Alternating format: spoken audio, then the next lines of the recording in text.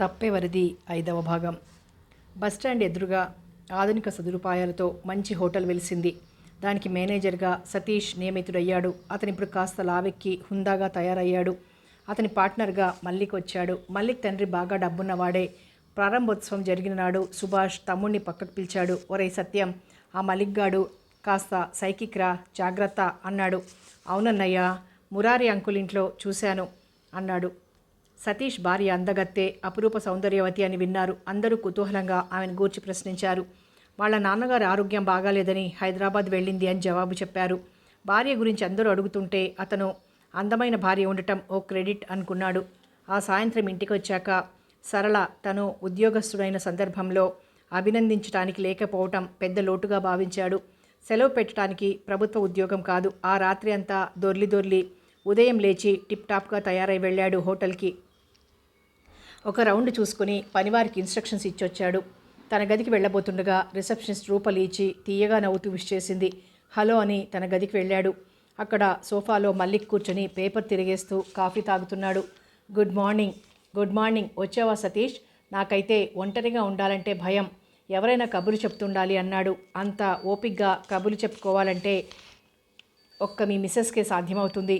అరే భాయ్, మనకు పిచ్చి అన్నాడు డాక్టర్. అందుకే మనదో పెద్ద డైలమాలో ఉన్న జీవితం. పెళ్ళి అయితే పిచ్చి కుదురుతుంది, పిచ్చి కుదిరితే పెళ్ళవుతుంది. పిచ్చి కుదిరిందిగా అని నువ్వంటున్నావు. పెద్దగా నవ్వాడు. అతని వాలకం చూస్తే సతీష్కి అనుమానంగా ఉంది. ఏం, నాకు పిచ్చని నమ్మకం ఏర్పడిందా? అబ్బే, పిచ్చి నీ పగవారికి అన్నాడు. వాట్? ఎగిరి గంతేశాడు. సతీష్ అదిరిపోయాడు. ఇదెక్కడి తద్దినంరా అనుకున్నాడు. పిచ్చి నీ పగవారికి పట్టని. ఒరేయ్ ఓ అబ్బాయ్, వండర్ఫుల్. మా దీపిక ఇలాగే అంటుంది. మీ దీపిక ఎవరని చెప్తే నీకు అర్థమవుతుంది? ఓ ప్రియురాలా? మీరు నిర్వచనం ఎలా ఇచ్చుకున్నా సరే, చీకటిమయమైన నా జీవితానికి కరదీపిక ఆ దీపిక. స్నేహితురాలు, ఆప్తురాలు, ప్రియబాంధవి అన్నాడు. ఆ మాట అంటుండగా అతని కళ్ళు గర్వంగా తళుక్కుమన్నాయి. అయితే మీరు చిత్రకారులే కాక కవులు కూడా అన్నమాట. అరే, నేను చిత్రకారుడనని మీకెలా తెలుసు? మనం లోకడ ఎక్కడైనా కలుసుకున్నామేమో గుర్తు చేసుకోండి. నో, నాకు బాగా గుర్తు. మొదటిసారి మా ఇంట్లో కలుసుకున్నాం, మళ్ళీ హోటల్లో. మీరు మర్చిపోయారేమో. చిత్రకారుడిగా మాకు తెలిసిన వారింట్లో చూశాం. ఎవరా తెలిసిన వారు? మురారి అంకుల్. వాడా, ఈడియట్, రోగ్, నాకు పిచ్చంటాడు. అతని ముఖం ఎర్రగా మారింది. పోనివ్వండి, మీరు హాయిగా ఉన్నారు. సతీష్, మీరు అంటూ గౌరవించి నన్ను దూరం చెయ్యకు ప్లీజ్, మనం స్నేహితులం అన్నాడు చెయ్యి చాపుతూ. ఆ చేతిలో తన చెయ్యి వేశాడు సతీష్. దాన్ని నొక్కాడు మల్లిక్. నాకు ఎప్పుడు నలుగురిలో తిరగాలని, హాయిగా ఉండాలని ఉంటుంది. ఏ చిన్న ఎదురుదెబ్బ తట్టుకోలేను. అలాగా ఇక్కడ రకరకాల మనుషులు కాలక్షేపం అవుతుందిలే. నాకు ఈ పరిసరాలంటే అసలు గిట్టదు. బలవంతంగా నాన్నగారు అంటగట్టారి హోదా. దీపికకు ఆరోగ్యం బాగుపడితే ముఖం చూపించి వెళ్ళిపోతాను. సారీ. ఎందుకు? మీ దీపిక అనారోగ్యానికి. Never mind. మా దీపిక ఏమంటుందో తెలుసా? డబ్బు పోతే ఏం పోలేదట, ఆరోగ్యం పోతే ఏదో కొంత పోయిందని బాధపడాలట. గుణం చెడితే అంతా చెడినట్టే అట అని నవ్వాడు. అలాగా? అయితే మీ దీపికను చూడాలి. మా దీపిక అంగీకరిస్తే కదా. ఎందుకు అంగీకరించదు? మల్లిక్ జవాబు చెప్పబోయాడు. ఎవరిదో టెలిఫోన్ వచ్చింది. ఏసీ రూమ్ వద్దంటున్నారా? ఆరోగ్యానికి పడదా? డిస్కనెక్ట్ చేయండి. ఫోన్ పెట్టేశాడు. ఎవరో పేషెంట్ అట, ఏసీ పడదట, ఏం చెయ్యాలి అని రిసెప్షనిస్ట్ అడిగాడు. ఇంత చిన్న విషయాలు తెలియవు పిచ్చివాడు. ఇద్దరూ బోర్ కొడుతుందని చెస్ ఆడారు. వారం రోజులు చకచకా గడిచిపోయాయి. అప్పుడప్పుడు వెంకట్రామయ్య కూడా కూర్చుంటాడు. సతీష్ సమర్థవంతంగా నడుపుతున్నాడని వారం రోజుల్లో గ్రహించాడు. వారం రోజులకే సరళను చూడకపోతే ఏళ్లు గడిచినట్లుంది. సతీష్ తండ్రితో చెప్పి కారు తీసుకుని వెళ్ళాలి అనుకున్నాడు. మల్లిక్కు ఫోన్ వస్తే వెళ్ళిపోయాడు. ఏమీ తోచలేదు. అరగంట తర్వాత సరళ ఫోన్ చేసింది. హాయ్ సరు, ఎప్పుడొచ్చావు? కృష్ణలో వచ్చాను అన్నది. అయితే ఇప్పుడా ఫోన్ చేయటం అన్నాడు అలకనిండిన గొంతుతో. బాగుంది వరుస, నేను అలగాలి. వెళ్ళి ఇన్ని రోజులైతే వచ్చారా అన్నది నిలదీస్తూ. ఈ ఒక్కరోజు ఆగి చూడాల్సింది. అవును, మీ నాన్నగారికి ఎలా ఉంది? ఇప్పటి వరకు బాగానే ఉన్నారు. అంటే ప్రమాదం అన్నారా? చాలా జాగ్రత్తగా ఉండాలన్నారు. వచ్చేయకూడదు. నువ్వే హోటల్కి రా, ఇక్కడ మన గదిలో హాయిగా కూర్చోవచ్చు. సతీష్, సరళ గొంతులో అమృతం చిలికింది. దయచేసి హోటల్కి రమ్మని మాత్రం పిలవకు అన్నది. అదంతే, నువ్వే వచ్చేయి. కొంతసేపట్లో మామగారు వస్తారక్కడికి అన్నది. ఓకే అంటూ అతను ఫోన్ పెట్టేయక మునిపే గదిలోకి వెంకట్రామయ్య వచ్చాడు. నువ్వు ఇంటికి వెళ్ళరా అబ్బాయి అన్నాడు. అతను ఆనందంగా బయటికి వచ్చాడు. సరళను సర్ప్రైజ్ చేయాలనుకున్నాడు. లక్ష్మీ స్టోర్స్కి వెళ్ళాడు. ఒక మంచి చీర కొనుక్కోవాలి. సరళకు పాలనురుగు లాంటి తెలుపంటే చాలా ఇష్టం. బల్ల మీదున్న తెల్లని సిల్క్ చీర అతనికి చాలా నచ్చింది. బెనారస్ జార్జెట్లు, అంగుళం జరి అంచుతో అందంగా పాము కుబుసంలా ఉంది. ఇది ప్యాక్ చేయండి అన్నాడు అక్కడున్న అబ్బాయితో. అది ఒక్కటే పీస్ ఉందండి. తీసుకున్నారు. అదిగో బ్లౌజ్ పీస్ చూస్తున్నారు. అప్పుడే బ్లౌజ్ పీస్ చింపించుకొని అక్కడికి వచ్చాడు. హలో సతీష్, ఏమిటి ఇలా వచ్చావు? మా ఆవిడకో చీర కొందామని వచ్చాను, కానీ నాకు రైవల్గా నువ్వు నిలిచావు. ఏమిటి, నేను రైవల్నా? ఆ తెల్ల చీరే నాకు నచ్చింది. ఐసి, నాకు నచ్చింది ఏదైనా ఇచ్చేవాడిని, కానీ దీపికకు ఇష్టమైన రంగది, అందుకే సారీ. మా సరువుకి అదే తెలుపంటే ఇష్టం అని మరోటి ధర్మవరం పట్టలో తీశాడు. ఇద్దరూ బయటికి వచ్చారు. చెయ్యూపుతూ తన కారు స్టార్ట్ చేశాడు సతీష్. అతని ఇంటికొచ్చి సరాసరి గదిలోకి వెళ్ళాడు. రమ సరళ కబుర్లు చెప్పుకుంటున్నారు. రమకు మొదట కూతురు పుట్టింది, మళ్ళీ వేవిళ్లతో వచ్చింది. సారీరా బ్రదర్, ఇంత తొందరగా వస్తావనుకోలేదు. ఏమేమి ఊహించుకుంటూ వచ్చానో. అనుభవపూర్వకంగా చెబుతున్న మాటలు ఎలా కాదంటాను? అబ్బో, అన్నగారు తెలివి మీరిపోయాడు. పాపం, ఇదిగో అబ్బాయి చదువు అంటూ లింగులు ఎటుకు అంటూ ఇద్దరు ఉన్నట్టు కాదు, మూడో మెంబర్ కావాలి అన్నది. మా తల్లి, 4 మెంబర్స్ మీరవుతున్నారని మాకు శాపం పెట్టకు అన్నది సరళ. అదేం లాభం లేదనుకుంటూ వెళ్ళిపోయింది. విన్నావా సరు, మీకు చాలా ఉబలాటంగా ఉందే అన్నది రాగరంజితమైన ముఖం వంచి. ఏం, నీకు ఇష్టం లేదా? అవును, రోజుకు రోజు అజంతా శిల్పంలా తయారవుతున్నావు. ఈ అందం చెడిపోతుందంటే భయంగా ఉంది. పదండి. ఎక్కడికి అంటూనే ఆమెకు దగ్గరగా జరిగాడు. ఏమిటి కొత్త పెళ్లి కొడుకులా? ప్రేమాభిమానాలకు కొత్త పాత లేదు సరు. మొదట ఒకరి పట్ల ఒకరికి కలిగింది కాంక్ష అంటాను. ఆవేశం, ఆకర్షణ తప్ప మరేం గుర్తుండవు. ఇప్పుడు ఆలోచిస్తున్నారా? నవ్వింది. ఒకరినొకరం అర్థం చేసుకుంటే ఆత్మీయత, అనురాగం పెనవేసుకుపోతాయి. ఆమెను దగ్గరగా హత్తుకొని నుదురు చుంబించాడు. నీకోసం ఏం తెచ్చానో చూడు. అతను ఆమెను కూర్చుండబెట్టి చీర విప్పి భుజాల మీదుగా కప్పాడు. సన్మానమా? నవ్వింది. పద పద, సినిమాకు టైం అయింది అన్నది చీర పక్కన పెడుతూ. లాభం లేదమ్మాయి, సినిమాలు చిత్రాలు చూసే ఓపిక లేదు నిన్ను తప్ప. గదిలోనే కూర్చుందామా? ఆహా, నాకిక్కడే హాయిగా ఉంది. అతను బట్టలు మార్చుకొని వచ్చి ఆమె ఒడిలో తలపెట్టుకొని పడుకున్నాడు. అతని క్రాఫ్ అంతా చెరిపింది. సతీష్, ఒక్క విషయం అడగనా? అడుగు. దానికి అనుజ్ఞ కావాలా? నీకిష్టం లేని పని నేను ఏదైనా చేస్తే ఏం చేస్తావు? మనిద్దరం ఒకరిని ఒకరం అర్థం చేసుకున్నాం. అలాంటి పనులు చేసే అవసరమే రాదనుకుంటాను. అబ్బా చెబుదు. నేను మంచిదనుకుని చేస్తే అది ఎదురు తిరిగితే? ఇదిగో ఇలాంటి పనులంటే నాకు గిట్టవు సరు. ముందు ముందు జాగ్రత్త అంటూ చిన్న శిక్ష. ఆమె తల వంచి పెదవులు ముద్దు పెట్టుకున్నాడు. అలాగే, నేనేదైనా తప్పు చేశాననుకో, నువ్వు ఇలాంటి శిక్ష విధించాలి. తెలిసిందా? తెలిసింది. సతీష్, నువ్వు చాలా భోళా మనిషివి. ఎందుకు? చెమర్చిన కళ్ళవంక చూశాడు. అరే, కన్నీరెందుకు డియర్? కన్నీరు కాదు. సతీష్, నీకొక కథ చెప్తాను. ఆలస్యం ఎందుకు? ఆమె చేతిగోళ్ల నాజుకుతనాన్ని పరిశీలిస్తూ అన్నాడు. అన్నయ్య రావచ్చా? వాసు బయట నుండి అడిగాడు. సతీష్ లేచి కూర్చున్నాడు. రారా వాసు. వాసు వచ్చి కుర్చీ లాక్కొని వారికి ఎదురుగా కూర్చున్నాడు. ఏమిటి విశేషం చెప్పు. ఇద్దరు వదినలు కలిసి నన్ను చిన్న వదిన విధేయుడిగా ప్రచారం చేస్తున్నారు. ఈవిడ గారేమో నువ్వు వచ్చావని మరిది లక్ష్మణ అనటం కూడా మర్చిపోయింది. అలాగా? ఇది క్షమించరాని నేరం. ఏం చేద్దామంటావు? అర్జెంటుగా ఓ ఇంగ్లీష్ సినిమాకి వెళ్దాం. గ్రాంటెడ్. ఇదేం పక్షపాతం? ఇందాక నేను అడిగితే కాదన్నారుగా. చిన్నవాడోయ్. బుజ్జి పాపాయి. ఆమె లేచింది. కాఫీ టీ ఏమైనా కావాలా వదినా? కావాలి. ఇదిగో సతీష్, అక్కడ సర్వర్ పోస్ట్ ఖాళీగా ఉంటే మా వాసుకి రికమెండ్ చేయి. అలాగే అన్నయ్య.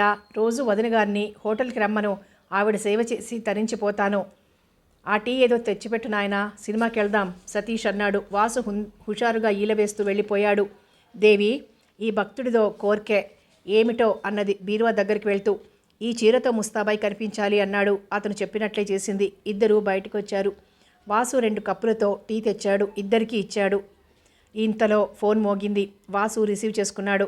హలో అని మౌత్ పీస్ మీద చేయి పెట్టాడు. వదినా, మీకే, నీరజ. ఆమె కప్పు అక్కడ పెట్టి వచ్చి ఫోన్ అందుకుంది. హాయ్ నీరు, ఎలా వీలవుతుందోయ్, నీకు తెలియదా? ఆలోచించి అంటున్నాను. సతీష్ వచ్చాడు, ఏమనుకోకు. ఫోన్ పెట్టేసి వచ్చింది. ఏమంటుంది? మీరు లేనప్పుడు వెళ్ళటం ఎలా కుదురుతుంది అన్నది. వాసు ఉన్నాడని చెప్పదలిచిన విషయం మర్చిపోయింది. అన్నయ్య, ఈరోజు నేను డ్రైవర్ని, మీరిద్దరూ దర్జాగా వెనక్కి కూర్చోండి వాసు అడిగాడు. ఒరేయ్, నీ ఎత్తులు తెలియవట్రా? కారు నడపాలని నీ ఎత్తు. సతీష్ నవ్వాడు. మరిది గారు, నా లైఫ్ ఇన్సూరెన్స్ చేయించలేదు. మరేం పర్వాలేదు. ఈ ధీరుడు విమానం తోలగల సమర్థుడు తెలుసా? ఛాతీ విరుచుకున్నాడు. ఇద్దరూ నవ్వుతూ అనుసరించారు. లక్ష్మమ్మ కళ్ళ నిండుగా చూసుకుంది. డబ్బు కాసపడి పెళ్ళిళ్ళు చేస్తాం గానీ ఈడు జోడు ఉండాలి అనుకుంది. వనజ రమణమూర్తి కన్నా పెద్దదిగా కనిపిస్తుంది. సుమనకు సుభాష్కు అసలు పోలిక లేనేలేదు. అతనెంత అందగాడో ఆమె అంత కురూపి. ఆమె లోపలికి వెళ్ళింది నవ్వుకుంటూ. 2 గదుల వాటాలో కాపురముంటున్న రంగనాయకి వీబీరావు మాట్లాడుకోవటం లేదు. ఆమె ఇంటి దగ్గర చిన్న ఇండస్ట్రీలాగా అప్పడాలు, వడియాలు, మసాలా పొడులు తయారు చేయటానికి పెట్టింది. 2 నిరుద్యోగులైన అమ్మాయిలు అమ్ముకొస్తారు. ఇల్లిల్లు తిరిగి వారికి రూపాయికి 4 అణాలు ఇస్తుంది. నెలకు 100-200 గిట్టుబాటు అవుతుంది. ఏం లేని దానికన్నా కొంత నయమే అనిపించింది. సమాజాన్ని, పురుషుల్ని తిట్టిపోసే కన్నా ఈ పనులు నాకు చేతనవుతాయి అని చేసుకోవటం కార్యవాదుల లక్షణం అనుకుంది. ఆమె అన్ని ప్లాస్టిక్ బకెట్లలో సర్ది వచ్చింది. రావు బట్టలు మార్చుకుంటున్నాడు. ఎక్కడికి? పేకాడ్డానికి కాదులే అన్నాడు నిదానంగా. సరే, చెప్పొద్దనుకుంటే మానయ్యండి అన్నదామె. నీ రుణం, నీ కూతురి రుణం తీర్చుకుందామని అన్నాడు. అది వాస్తవమో వెటకారమో తెలియలేదు. మౌనంగా కూర్చుని వడియాలు ప్యాక్ చేయసాగింది. అతను వెళ్ళిపోయాడు. ఆరోగ్యం కుదుటపడ్డాక ఇంకా కూతురిపై ఆధారపడటం ఇష్టం లేక బ్యాంకు సహాయంతో సరళ ఇండస్ట్రీ అంటూ ప్రారంభించింది 2 గదుల వాటాలో. అప్పుడే ఒక తెలిసినతను వచ్చి ఒళ్ళెరగని జ్వరంతో ఉన్న రావుని హాస్పిటల్లో ఉన్నాడని చెప్పాడు. ఆమె క్షణం భయపడిన తరువాత నిబ్బరంగా వెళ్ళింది. అతనికి ఫ్లూ అని తేల్చారు. సరళకు టెలిగ్రామ్ ఇచ్చి పిలిపించింది. శాయశక్తులా ప్రయత్నించారు. ఇంటికి తెచ్చి రోజు ఇంజెక్షన్లు ఇప్పించి డాక్టర్ చెప్పినట్టే బలమైన ఆహారం పెట్టాక 3 నెలలకి కోలుకున్నాడు. ఈ 3 నెలల్లో ఇదే మొదటిసారి భార్యాభర్తలు మాట్లాడుకోవడం. పిల్లలు వచ్చినప్పుడు వాళ్ల ముందు బయటపడరాదని ఆమె మాటలు కలిపినా అతను బిగుసుకుపోయేవాడు. ఆమెకు ఆందోళనగా ఉంది. ఫ్యాక్టరీలో పని వద్దన్నారు. తనేం చేస్తుంది? తమ రుణం తీర్చుకుంటాడట. పేలవంగా నవ్వుకుని చేస్తున్న పని పక్కకు నెట్టి లేచి సరళకు ఉత్తరం రాసింది. ఉత్తరం రాశాక కాస్త తేలికగా అనిపించింది. సాయంత్రం 6 గంటలకి పీక్కుపోయిన ముఖంతో వచ్చాడు రావు. వస్తూనే ముడుచుకొని చాపలో పడుకున్నాడు. అతని దగ్గరగా వెళ్ళి కూర్చుంది.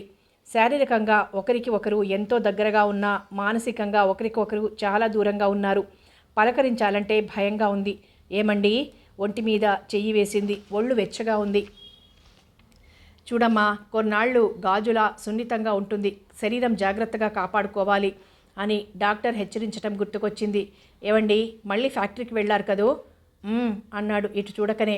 నన్నెందుకండి సాధిస్తారు? ఏం పాపం చేశాను? నువ్వు కాదు, పాపం చేసింది నేను అన్నాడు విసురుగా. మీరు మగపుట్టకు పుట్టటమే ఓ పుణ్యమండి. భార్యను తరిమే హక్కు, పిలిచే స్వాతంత్రం ఉన్నాయి. మేం దురదృష్టవంతులం, ఏం చెయ్యలేని అసమర్థులం. పేకాడితే మనిద్దరికీ సంబంధం లేదనటం నేరమా, అపరాధమా? రంగా అతని మోచేతిలో తలదాచుకుని హృదయభారం తగ్గే వరకు దుఃఖించింది. ఊరుకో రంగా, మళ్ళీ జ్వరం వచ్చింది. కష్టతరమైన పనులొద్దని చెప్పలేదా డాక్టర్? అది కాదు రంగా, నాకు డైలీ వేజెస్ కాక పర్మనెంట్ చేస్తానన్నాడు. కానీ దురదృష్టం చూడు, దుక్కలాంటి నాకు ఈ జబ్బేమిటి చెప్పు? జబ్బు చేసిన సంగతి చెప్పలేకపోయారా? విధి అంటే ఇదేనేమో రంగా. అబద్ధాలు ఆడినంతకాలం అందరూ నమ్మారు. ఇప్పుడు నిజం మాట్లాడినా ఎవరూ నమ్మటం లేదు.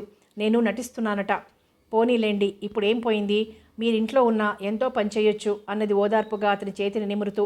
ఆమె వెళ్ళి డాక్టర్ని తీసుకొచ్చింది. అలసట, ఆలోచన వల్ల జ్వరం వచ్చిందమ్మా, తగ్గిపోతుంది. మాత్రలు ఇచ్చి వెళ్ళిపోయాడు. ఆ రాత్రికి అన్నం వద్దని బ్రెడ్డు పాలు ఇచ్చింది. అనవసరంగా ఖర్చెందుకు? ఇప్పుడు మీకోసం ఏం చేసినా తక్కువేనండి. మిమ్మల్ని కాదు నేను ఏవగించుకున్నది, మీ అలవాట్లను. పీడకలలాంటి గతం మర్చిపోదాం రంగా. ఆమె జవాబు చెప్పలేనట్టు అతని చేయి తీసుకుని విసురుతూ స్రవించే అశ్రువులొత్తుకుంది. మీరు ఏదో వెలివేశారన్న కోపంతో వాగానే తప్ప మరేం లేదు. సరు నా బంగారు తల్లి, ఈ కుటుంబాన్ని నిలబెట్టిన మహనీయురాలు. చిన్నదాన్ని ఆశీర్వదించాలి అన్నది శాంతివంతమైన కళ్ళతో భర్తను చూస్తూ. ఆశీర్వదిస్తాను రంగా, నా తల్లిని మనసారా ఆశీర్వదిస్తాను. రేపే ఉత్తరం రాస్తాను. సిగ్గుతో ఉదాసీనంగా ఉండిపోయానే తప్ప కోపంతో కాదు. మీరు ఎక్కువ ఆవేశపడవద్దు అన్నది. ఒక నిమిషంలో మబ్బు విడిపోయినట్టు ఇద్దరి మధ్య కట్టిన అపార్థాల గోడ పగిలిపోయింది. 1 నిమిషం క్రితం ఎంతో దూరంగా ఉన్నాము అనుకునేవారు ఎంతో చేరువయ్యారు. రంగా, నువ్వు వెళ్ళి భోజనం చేయి, నా కడుపు నిండిపోయిందండి అన్నది గాలిలో తేలిపోతూ. అతను మరో చేత్తో ఆమె వీపు నిమురుతూ ఉండిపోయాడు. మల్లికి చెప్పే విషయాలు శ్రద్ధగా విన్నాడు సతీష్. కొన్నాళ్ళు అతను చెప్పే మాటలు ఎగతాళిగా తీసుకున్నాడు. అతనికి కాస్త పిచ్చని తెలిసి అతని అభిమానం, ఆరాధన చూస్తుంటే కళాహృదయులు ఎంత సున్నితమో అర్థమైంది. నేను చెప్పేది వింటున్నావా సతీష్? వినడం కాదు, ఈర్షపడుతున్నాను. ఆమె చాలా అదృష్టవంతురాలు కాబట్టే నీ ప్రేమను పొందింది. కాదు సత్యం, ఆమె అభిమానాన్ని, ఆదరణను చూరగొన్న నేనే అదృష్టవంతుడిని. నేనంటే నేనే కాదు, ఎవరైనా అలాగే భావిస్తారు. Wish you good luck. Oh my God, నువ్వు విషెస్ చెప్తుంటే గుర్తుకొచ్చింది. ఈరోజు దీపిక పుట్టినరోజు. నేను నీతో చెప్పిపోదామనుకుంటున్నాను. భలే కోయిన్సిడెన్స్. ఈరోజు మా సరళ పుట్టినరోజు. సాయంత్రం త్వరగా రమ్మన్నది. నేను 1 గంటలో వచ్చేస్తాను.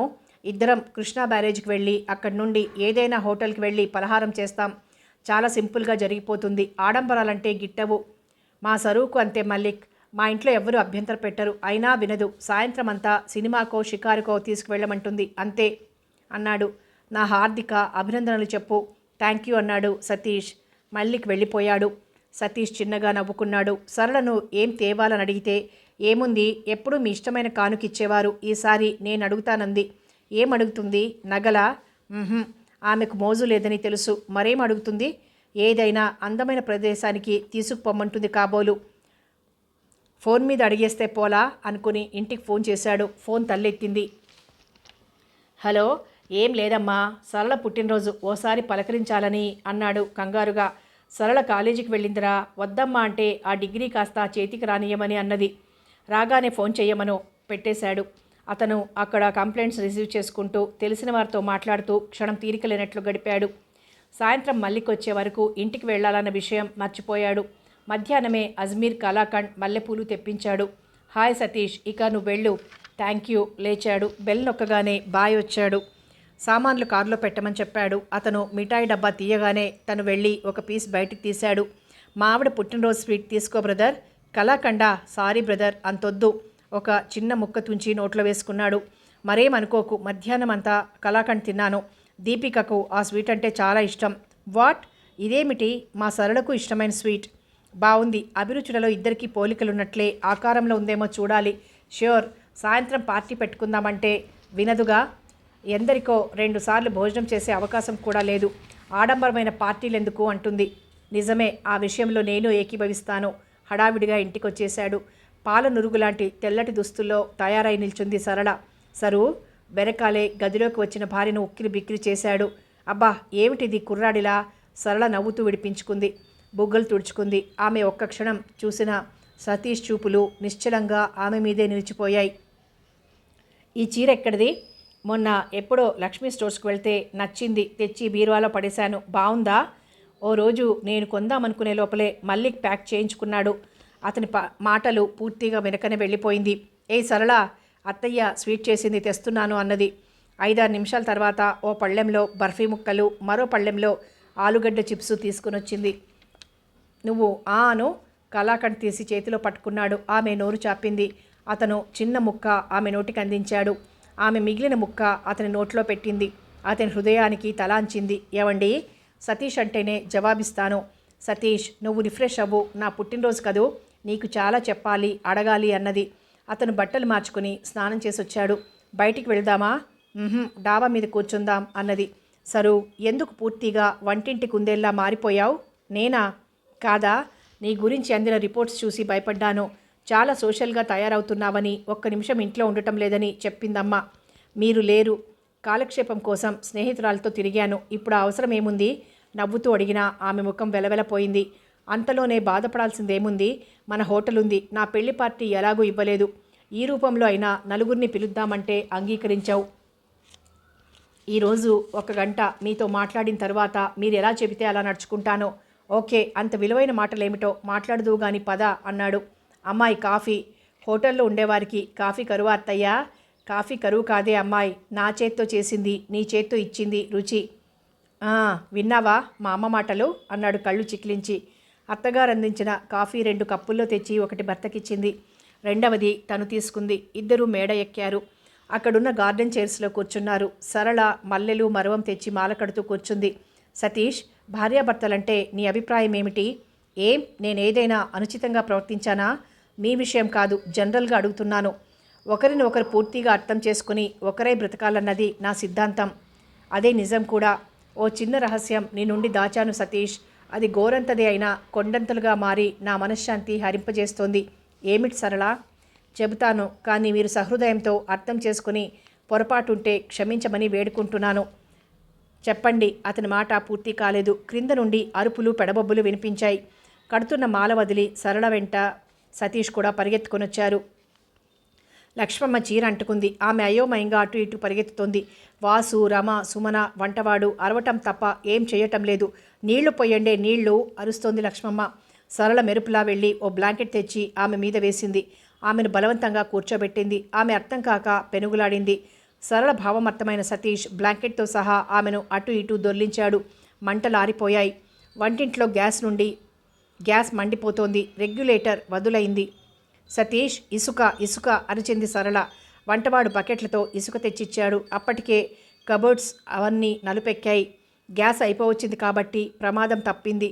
సతీష్ కారు తీశాడు. వాసు, సరళ, వంటవాడు కలిసి షాక్ వల్ల స్పృహ తప్పిన లక్ష్మమ్మను కారులో ఎక్కించి సూర్యారావుపేటలో ఉన్న ప్రైవేట్ నర్సింగ్ హోంలో చేర్పించారు. సుభాష్కి ఫోన్ చేశారు. పొట్ట దగ్గర, పిక్కల దగ్గర కాలింది, కానీ ప్రమాదం లేదని చెప్పాడు డాక్టర్. అప్పుడు సతీష్ భార్య వంక చూశాడు.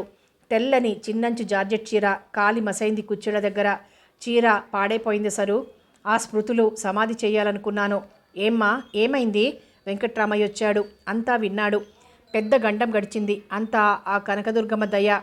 కనకదుర్గమ్మ కాదు నాన్న కాపాడింది, మీ చిన్న కోడలు వాసు అన్నాడు.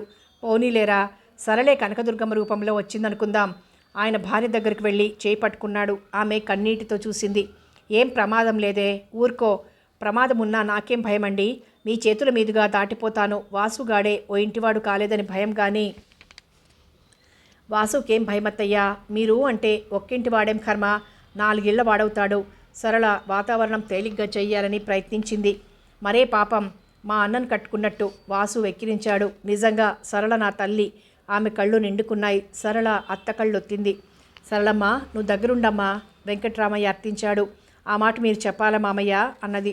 భర్తను తీసుకురావాల్సిన లిస్ట్ ఇస్తూ వరండాలోకి వచ్చింది సరళ. ఈరోజు నా పని సరి అంటున్న సతీష్ను జాలిగా చూసింది. అంతే కావాలి అన్నాడు వాసు. భార్యాభర్తలం మాట్లాడుతుంటే మధ్యలో నీకేం పనోయ్? సతీష్ దబాయించాడు. వదిన మరుదుల మధ్య మీరెందుకు దూరుతారు? సీరియస్గా అడిగాడు వాసు. ముగ్గురు నవ్వుకున్నారు. సతీష్ ఇంటికి వెళ్ళాడు. సతీష్కు మల్లిక్ను చూస్తుంటే చిత్రంగా, కుతూహలంగా ఉంది. సరళ నర్సింగ్ హోంలో ఉంది. అతను ఆలస్యంగా బయలుదేరటంలో మల్లిక్తో చాలా సన్నిహితం ఏర్పడింది. దీపిక భలే నవ్వుతుంది సతీష్, ఆ నవ్వు ఓ సమ్మోహనాస్త్రం అనుకో. అనడమే గాని చూపించవేం? దీపికకు అలాంటివి ఇష్టం ఉండవు అన్నాడు ఏదో లోకంలో విహరిస్తున్నట్లు ముఖం పెట్టి.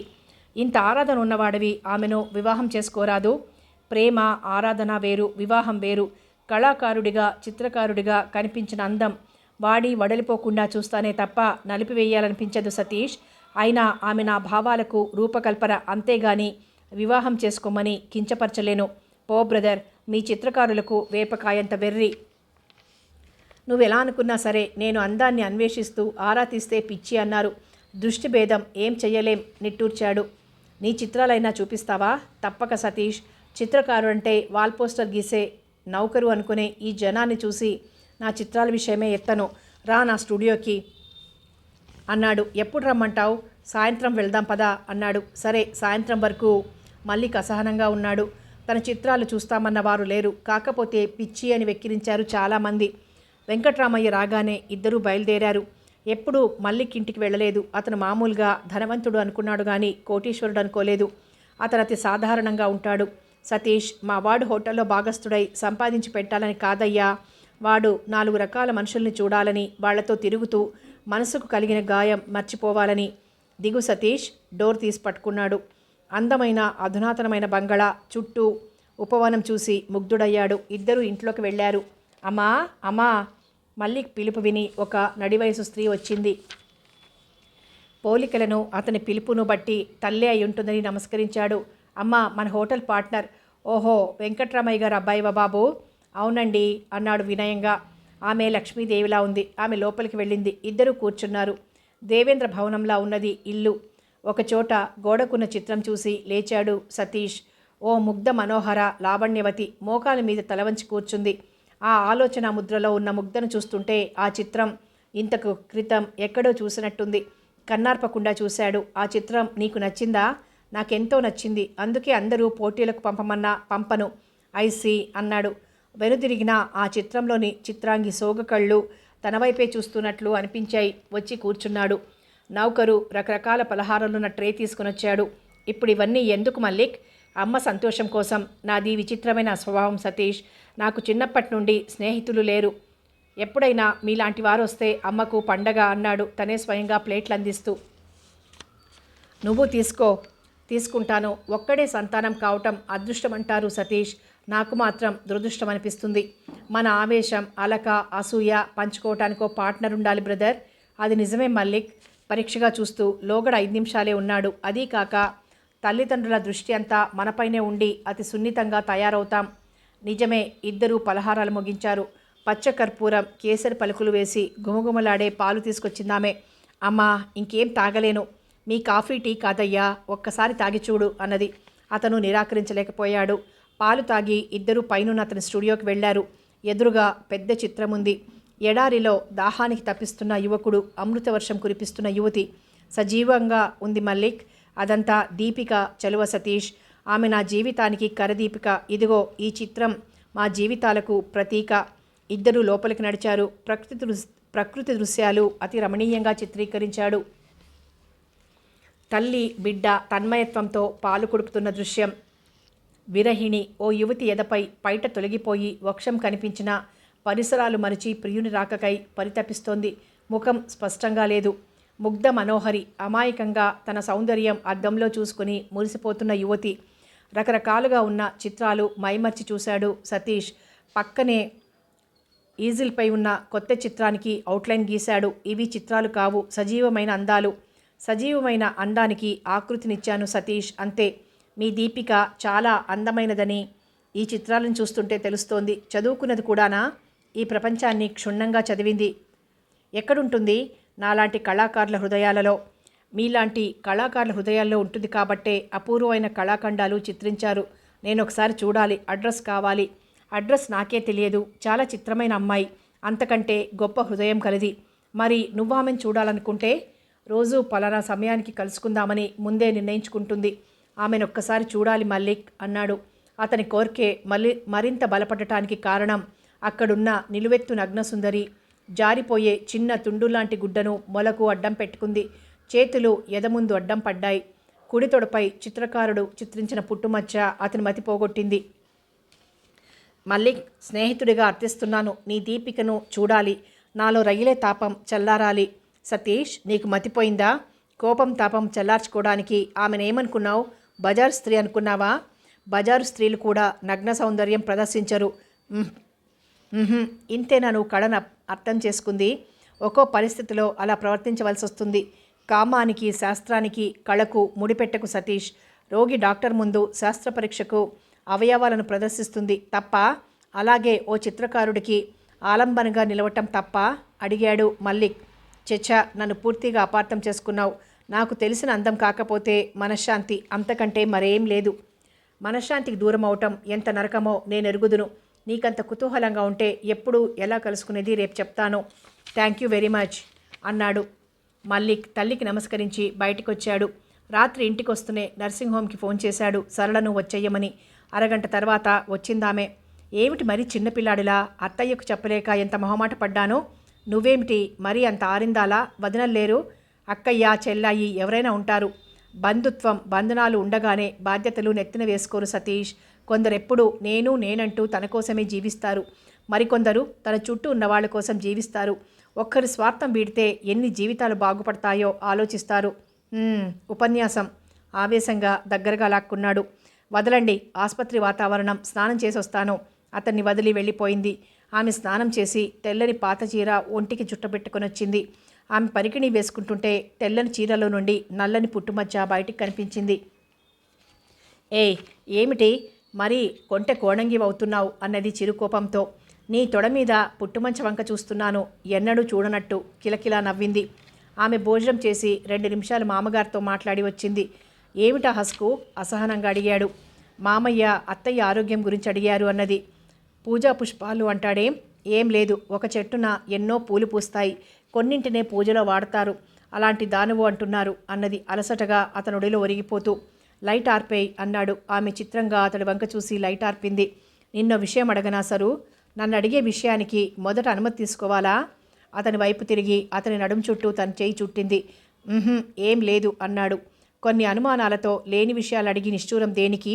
దీపికను చూసి ఒక నిర్ధారణకు వస్తాడు. సతీష్, కోపం వచ్చిందా? ఎందుకో నా మనసు బాగాలేదు సరు అన్నాడు. మల్లిక్ విషయం చెప్పబోయి ఆగిపోయాడు. లోగడ ఏదో విషయమై మల్లిక్ ప్రసక్తి తెచ్చాడు. సతీష్, ఈ గదికి మకుటం లేని మహారాజు రాణి మనం. ఇతరుల ప్రసక్తి దేనికి? అతని విచిత్ర ప్రవృత్తిని గురించి ఊళ్ళో వాళ్లతో మనకెందుకు అన్నది విసుగ్గా. అందుకే అతను మాట్లాడలేదు. అతనికి మరింత దగ్గరగా ఒదిగి హత్తుకొని పడుకుంది. అతని కోరికలు పురివిప్పిన నెమలిలా నాట్యం చేశాయి. వెంటనే మల్లిక్ స్టూడియో చిత్రాలు కళ్లకు కట్టినట్లు కనిపించాయి. మెల్లగా తన మీదున్న సరళ చేయి పక్కన పెట్టి అటు తిరిగి పడుకున్నాడు. ఆమె అప్పటికే గాఢ నిద్రలో మునిగిపోయి ఉంది. కథ కొనసాగుతుంది.